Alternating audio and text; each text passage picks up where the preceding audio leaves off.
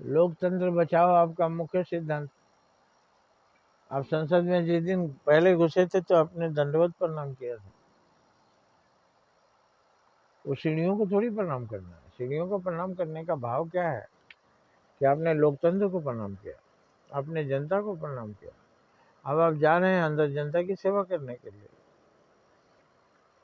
जनता की सेवा करेंगे तो जनता खुश रहेगी। कहाँ गलती होगी कि जनता नाराज हो रही है?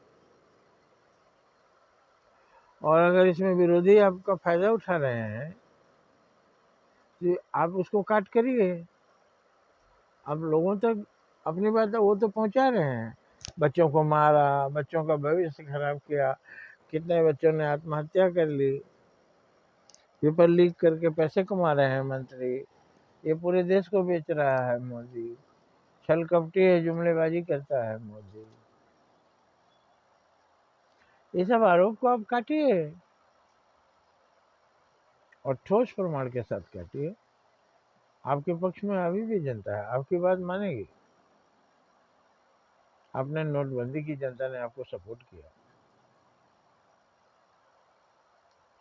इतना बड़ा कांड, जबकि मनमोहन सिंह ने कहा इतना बड़ा लूट मैंने आज तक नहीं देखा न सुना। लेकिन लोग उनकी आवाज का नहीं हुआ होगा। लेकिन कैसे मान लें, सब तो अच्छा ही कर रहा है मोदी। देश की प्रतिष्ठा बढ़ाए हैं मोदी। तो आप अपनी प्रतिष्ठा बढ़ाइए। अभी आपके हाथ में देश की प्रतिष्ठा है। आपकी प्रतिष्ठा गई तो देश की प्रतिष्ठा जाएगी। आप निर्दोष होकर, बेदाग होकर गद्दी छोड़े, आपके ऊपर कोई दाग ना लगे। तो आज कैसे चूक हो गए?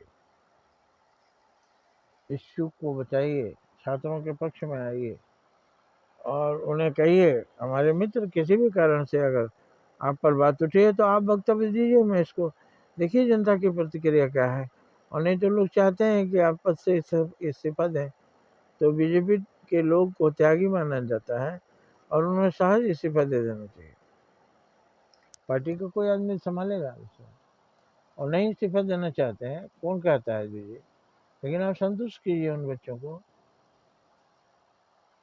आप मेरे बच्चे हैं और पेपर लीक से आपको दुख हुआ है, मैं उसको पता लगा के रहूँगा और आज के बाद ये नहीं होगा। आप सुझाव दीजिए कैसे रोका जाए।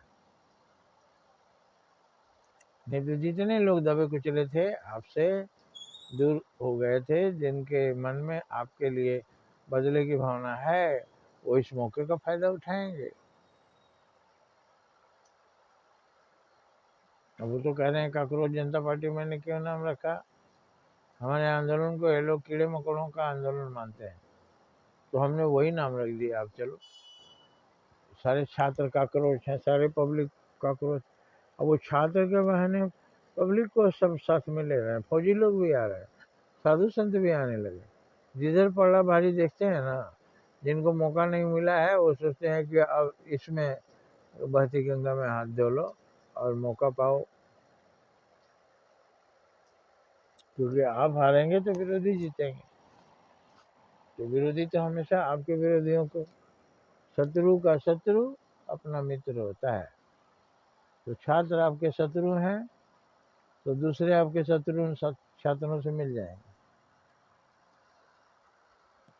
जल्दी कीजिए, कहीं देर ना हो जाए। लोग आपके बातों पर अभी भी भरोसा करते हैं। खुलकर सामने रखिए क्या है इसमें रखा। पेपर लीक हुआ था, हम पता लगा रहे हैं और देरी हुई उसके लिए सॉरी। हम पकड़ के उन लोगों को आपके सामने लाएंगे और आगे से ऐसा व्यवस्था करेंगे कि पेपर लीक ना हो। और आप लोगों की तरफ से भी मैं सुझाव चाहता हूँ।